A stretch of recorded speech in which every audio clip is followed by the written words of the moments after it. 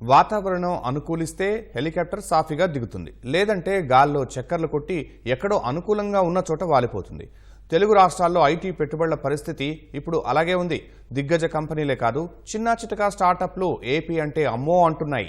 నేరుగా తెలంగాణలో వాలిపోతున్నాయి. పాత పరిశ్రమలు పారిపోతూ ఉంటే వైకాపా సర్కార్ విధ్వంసక వాతావరణంలోకి కొత్తగా అడుగుపెట్టలేమంటూ కంపెనీలు మొహం చాటేస్తున్నాయి. తెలంగాణ ఐటీ ఎగుమతుల్లో కనీసం 1% కూడా ఏపీ నుంచి లేకపోవడం నవ్యాంధ్ర దుర్గతికి నిదర్శనం.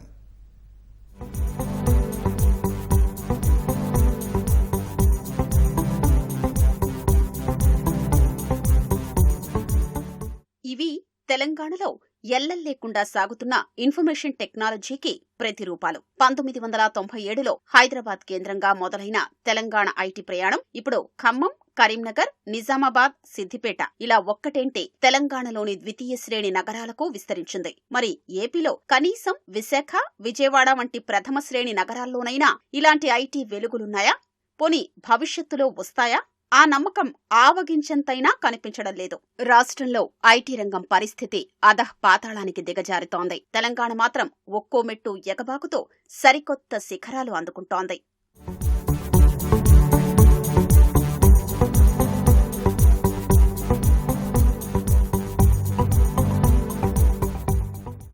రాష్ట్ర విభజన నాటికి అంటే 2013-14లో తెలంగాణ ఐటీ ఎగుమతుల విలువ 57,258 కోట్ల రూపాయలు. అక్కడ పనిచేస్తున్న ఐటీ ఉద్యోగుల సంఖ్య 3,23,000. 2022-23లో తెలంగాణ ఐటీ ఎగుమతుల విలువ 2,41,275 కోట్లు. ఉద్యోగుల సంఖ్య 9,05,000. కానీ ఏపీలో ఇప్పుడు ఐటీ ఎగుమతుల లెక్కలు చెప్పేవారే లేరు. 2021-22లో ఏపీ నుంచి ఐటీ ఎగుమతులు 926 కోట్ల రూపాయలని రాజ్యసభలో భాజపా ఎంపీ జీవీఎల్ నరసింహారావు అడిగిన ప్రశ్నకు కేంద్ర ఎలక్ట్రానిక్స్, ఐటీ శాఖల సహాయ మంత్రి రాజీవ్ చంద్రశేఖర్ బదులిచ్చారు. అంటే తెలంగాణ ఐటీ ఎగుమతుల్లో కనీసం 1% ఏపీ నుంచి జరగడం లేదు. దానికి కారణం తెలంగాణలో ఐటీని ఎప్పటికప్పుడు ప్రోత్సహిస్తుంటే మన దగ్గర అంతకంతకు నిరుత్సాహపరుస్తున్నారు. తెలంగాణ ఎకోసిస్టమ్ ఒక మంచి ఎకోసిస్టము.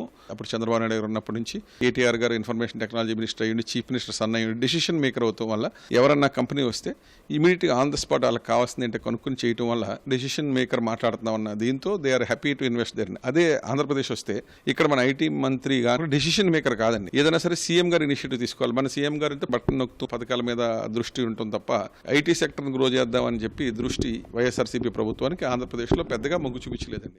హైదరాబాద్లో ప్రస్తుతం సుమారు 1,500 ఐటీ ఆధారిత కంపెనీలు ఉన్నాయి. 2016లో 400 స్టార్టప్లు ఉంటే 2022 నాటికి 2,000కు పెరిగాయి. ప్రస్తుతం దేశంలో వచ్చే ప్రతి 2 ఐటీ ఉద్యోగాల్లో ఒకటి హైదరాబాద్ కొస్తోంది. సాధారణంగా డేటా సెంటర్లు కోస్తా తీరాల్లో ఏర్పాటవుతాయి. సముద్ర గర్భ కేబుల్ అనుసంధానత వంటి సానుకూల అంశాలు దానికి దోహదం చేస్తాయి. ఏపీకి సుదీర్ఘ తీర ప్రాంతమున్నా డేటా సెంటర్లు ఇటువైపు చూడడం లేదు. హైదరాబాద్ తీర ప్రాంతం కాకపోయినా అంతర్జాతీయ క్లౌడ్ సర్వీస్ ప్రొవైడర్లు అక్కడ కేంద్రాలు నెలకొల్పుతున్నారు. మైక్రోసాఫ్ట్, అమెజాన్ రంగారెడ్డి జిల్లా చందనవెల్లి, ఫ్యాబ్సిటీ, ఫార్మాసిటీల్లో డేటా సెంటర్లు నిర్మిస్తున్నాయి.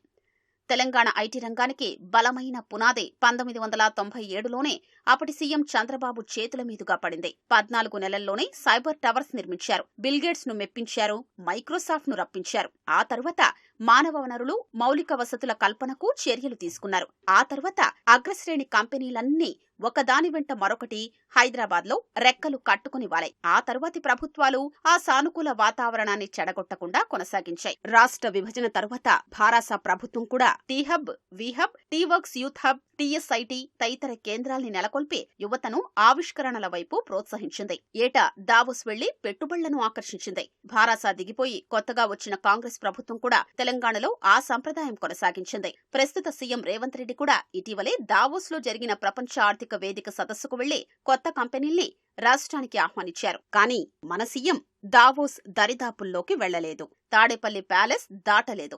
పోనీ మన ఐటీ మంత్రైనా వెళ్లారా అంటే ఆయన పెట్టుబడుల గుడ్లు ఎప్పుడు పొదుగుతాయా అని చూస్తూ ఇక్కడే ఉండిపోయారు. గతేడాది ఏకంగా దావోస్లో చలి అంటూ సాకు చెప్పారు.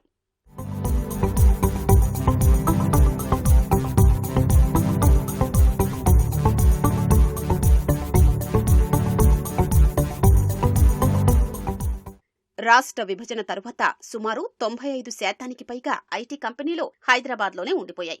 ఆంధ్రప్రదేశ్లో చిన్న చిన్న కంపెనీలే మిగిలాయి. అప్పటికి విశాఖలోనే ఓ మాదిరి ఐటీ రంగం అభివృద్ధి చెందింది. విజయవాడ, తిరుపతి వంటి నగరాలకు అంతర్జాతీయ విమాన సర్వీసులు లేకపోవడం, ఐటీ కంపెనీల ఏర్పాటుకు మౌలిక వసతులు కొరవడ్డం, అనువైన వాతావరణం లేకపోవడం వంటివి ప్రధాన అవరోధాలయ్యాయి. 2014లో అధికారంలోకి వచ్చిన తెదేపా ప్రభుత్వం కొత్త పాలసీలతో సానుకూల వాతావరణం సృష్టించే ప్రయత్నం చేసింది. ఐటీ సంస్థ కొత్తగా కంపెనీ ప్రారంభించాలంటే ఒక్కో సీటుపై 2 నుంచి 3 లక్షలు ఖర్చు పెట్టాలి. డిజిగ్నేటెడ్ టెక్నాలజీ పార్క్స్ విధానంలో భాగంగా ఆ ఖర్చులో సగం అప్పటి తెదేపా ప్రభుత్వం భరించింది. ప్రభుత్వమే భవనాల్ని అద్దెకు తీసుకుని రాయితీపై కంపెనీలకు అందజేసేది. ఐటీ ఉద్యోగులకు వారి జీతంలో గరిష్టంగా 12,000 వరకు ప్రభుత్వం చెల్లించింది. వైకాపా ప్రభుత్వం ఆ విధానాన్ని రద్దు చేసేసింది. ప్రభుత్వ ప్రాజెక్టుల్ని అంతకుముందు ఏడాదికి కనీసం 500 కోట్ల టర్నోవర్ ఉన్న కంపెనీలకే ఇచ్చేవారు. పెద్ద కంపెనీలకే ఆ కాంట్రాక్టులు అందేవి. తెదేపా ప్రభుత్వం ఈ విధానం మార్చేసింది. ₹1,00,000 పని ఇవ్వాలంటే 3 లక్షల రూపాయల టర్నోవర్ ఉంటే చాలని నిబంధన తెచ్చింది. దానివల్ల ప్రభుత్వ కాంట్రాక్టులు దొరుకుతాయనే ఉద్దేశంతో చిన్న కంపెనీలు ఏపీకి రావడం మొదలైంది. రాయితీ కోసం కంపెనీలు ప్రభుత్వం చుట్టూ తిరిగే విధానం స్థానంలో అవి కల్పించే ఉద్యోగాల ఆధారంగా రాయితీలిచ్చే ప్రక్రియకు నాంది పలికింది.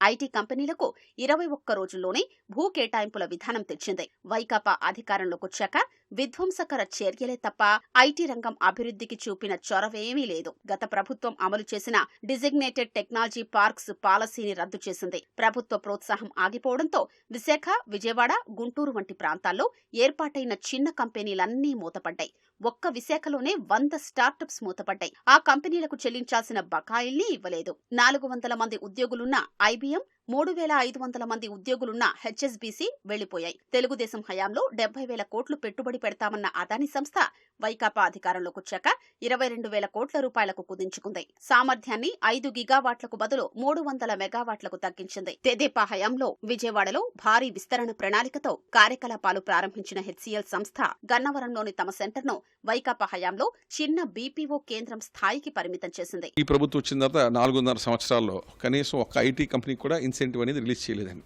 అలాగా CFMS లోడ్ అయిపోయి ఉన్నప్పటికీ కూడా ఐటీ కంపెనీలు, అలాగే పవర్ ఛార్జెస్ కూడా ఐటీ ఎంప్లాయీస్ ఎవరైతే నివసిస్తున్నారో అది 7 times హోమ్స్లో పవర్ బిల్ పెరిగిందండి. తెలంగాణలో 7 times పెరగలేదండి. It is not a business friendly environment. Revenge politics కానీ ఇలాంటివన్నీ చేయటం వల్ల negative image of Andhra Pradesh international ఇన్వెస్టర్స్కి వెళ్ళిపోయిందండి బాగా. సో ఇంటర్నేషనల్ ఇన్వెస్టర్స్ అందరూ కూడా ఎందుకు ఇటువంటి కక్ష సాధింపు రెజీమ్లోకి వెళ్ళాలన్న వాళ్ళకి నొప్పి కలిగించి ఎక్కువ మంది are preferring to invest in Hyderabad కానీ, లేకపోతే చెన్నై కానీ, బెంగళూరు కానీ పీస్ఫుల్గా ఉంటుందని చెప్పి they are preferring those destinations అండి. అందువలన ఐటీ రంగం విశాఖపట్నంలో కానీ, ఆంధ్రప్రదేశ్లో కానీ టేక్ ఆఫ్ అవ్వలేదు. తెలుగుదేశం హయాంలో ఐటీ రంగంలో ఏపీకి 36,583 ఉద్యోగాలు వచ్చాయి.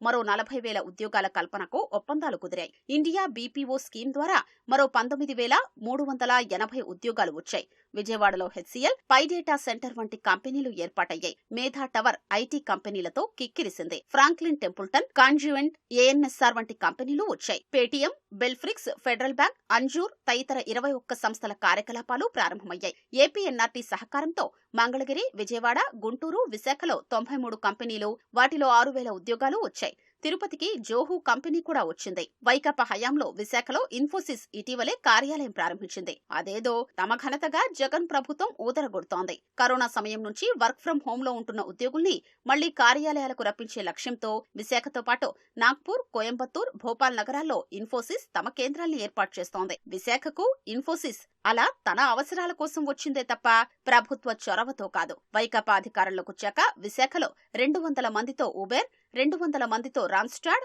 150 మందితో కంట్రాన్, 10 నుంచి 20 మందితో అమెజాన్ సెంటర్లు ఏర్పాటయ్యాయి. అవి వాటంతటా అవి వచ్చినవే. ఉన్న కంపెనీల్ని వెళ్లగొట్టడం, కొత్త కంపెనీలు రాకపోవడంతో రాష్ట్రంలో ఐటీ రంగం వెలుగులు మసకబారుతున్నాయి.